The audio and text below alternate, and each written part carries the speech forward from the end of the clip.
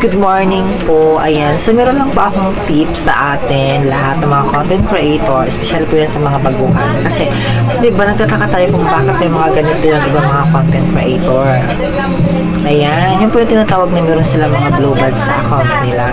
Kasi guys, yan po is verified account po yan ni Meta. So, yan po is talaga napaka-importante po sa ating mga content creator. So, yun po, yun, depende lang po yun sa atin kung ma-afford natin. Kasi yan, mga ganyan kasi guys, kailangan mag-avail tayo kay Meta. So, meron tayong monthly na binabayaran. Alam mo ba kung bakit napaka-importante yan sa atin?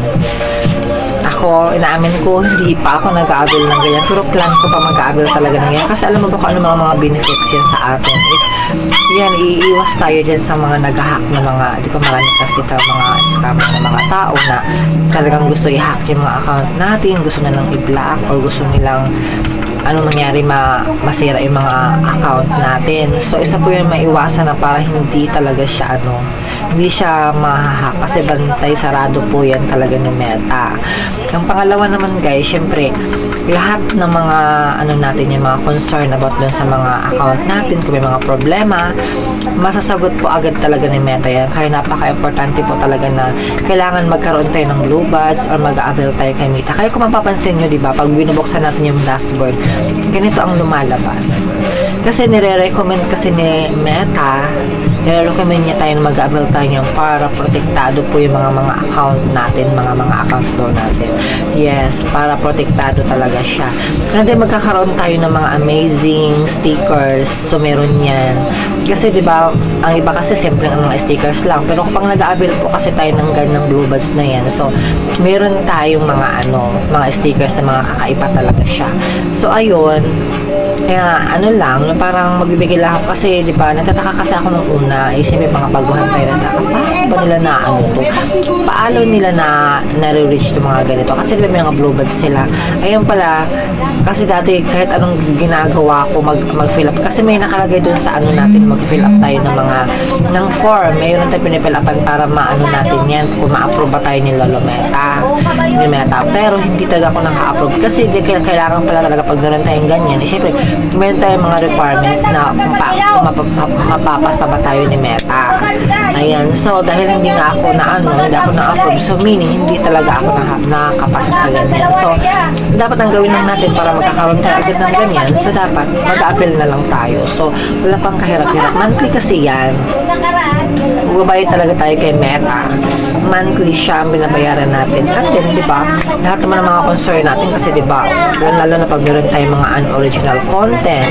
So, magtataka tayo kung bakit ang tagal-tagal talaga niya. So, walang makakasagot sa atin. Kahit sino may mga content creator, hindi talaga nila masasagot. Ay, isa lang yung masasagot nila. Karamihan talaga masasabi nila is kailangan burahin natin yung mga video natin. Yung mga pinagbabawal ng mga video, baburahin natin yan. Yung mga ginagamit natin ng mga So, ang tayo naman is binubura natin yung mga music, binubura natin yung mga video na hindi sa atin, na kinukuha natin sa any social media platforms. Ayan, so kinukuha natin yung mga video na yan, so binubura natin lahat. So magtaka rin pala tayo, bakit hindi pa rin naaalis yung unoriginal content? Kasi ganyan kasi siya. So, hindi po natin masasagot. So, ang priorities kasi talaga ni Meta is yun talaga yung mga may blue badge. Ayan. So, masasagot po talaga agad tayo ni Meta yan, mga staff niya. Ayan. Kasi priority nila tayo. Pero pag wala tayong blue badge kasi guys, wala. Parang din na lang tayo ni Meta. Parang hindi talaga masasagot. So, ayan. Usa lang mawawala yun. So, importante dyan. Siyempre, hindi naman kasi lahat tayo mga content creators ma-afford natin na mag-avail monthly. So, ang iba, itiis-tiis na lang muna tayo. Di ba? Kahit ako naman, hindi nga ako nakapag-avail. Plan ko palang mag-avail. Kasi monthly talaga siya. Monthly kasi yung binabayaran natin yan. So, kailangan mag-avail tayo. Siyempre, kailangan meron tayong budget, di ba? So, yan ang masasuggest ko. Napaka-importante talaga na meron tayong glow badge. Kasi, ayan is priority tayo ni Lolo Meta. So, protektado kasi yung mga account natin pag meron tayong glow badge. So, ayun lang guys. So, kasi meron kasi nagtataka. May mga friends kasi ako na, bakit may mga ganito sila? Paano nila yan? Paano na siya? Paano sila nagkakaroon ng ganyan? So, ako naman, noong una, ganyan din yung tinatanong ko. So, ngayon nalalaman ko na ngayon, ganyan pala talaga kaya bakit merong blue badge? Kasi yan, mga verified account kasi yan, mga verified verified profile or verified na mga page, ganyan. So, ayan, so kailangan talaga na meron tayong ganyan. So, sa lahat ng mga mag-avail na tayo guys, kasi ako wala pa naman, pero hindi ko pa kasi afford na yun, pero plan ko talaga yan siya. Ayan, thank you so much for watching guys. Sa mga hindi pa nakapag-follow sa akin, follow na kayo dyan. Oh my God. Follow me. Thank you so much for watching guys. Bye-bye.